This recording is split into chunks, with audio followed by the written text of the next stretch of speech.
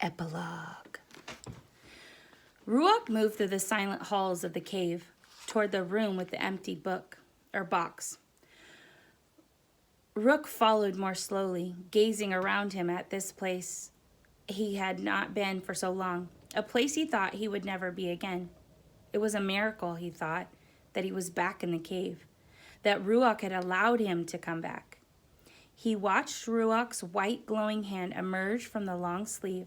It contained the key Xavier had given him, the key that had opened Rook's prison door. "What will you do with it?" he asked the guide. "You will keep it safe." Ruach held the key out to Rook. "Me?" Rook hung back, not wanting to touch it. "No." "Yes, this is your mission now, to protect this key. Make sure it does not fall back into Poneros's hands." "He has plenty more prison keys," Rook said. "Yes, but every one we wrest from him is a victory." After a moment, Rook reached out and took the key. He placed it in his pocket. "You know Poneros will be angry when he realizes I'm gone," he said. "He knows already," Ruach said. We must prepare the warriors. Poneros suffered a defeat today. He will retaliate. "Have you told James?" "Yes. He will watch over them, as will we." Rook nodded. "But the key, the one that opens the doors to the warriors' rooms, do you want me to go back and get it? Because I will, you know. I owe you that." Ruach shook his hooded head slowly. "You have done enough.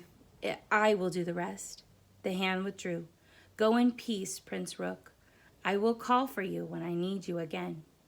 Rook smiled and turned away, glancing down one of the dark tunnels.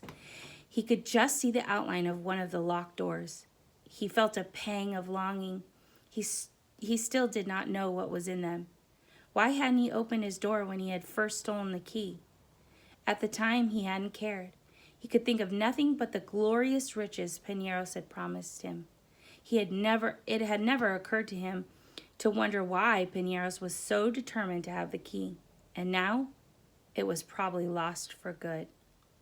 He glanced back and realized Ruach was no longer there.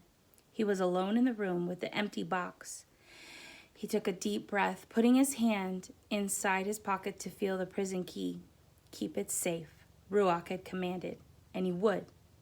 But he would also use it, because there were many other prisoners who needed to be set free. "Thank you," he whispered into the air. He reached over and closed the empty box, and then he turned and left the empty room. If you guys want to know what happens next, get the second book, Prince Warriors 2. So good.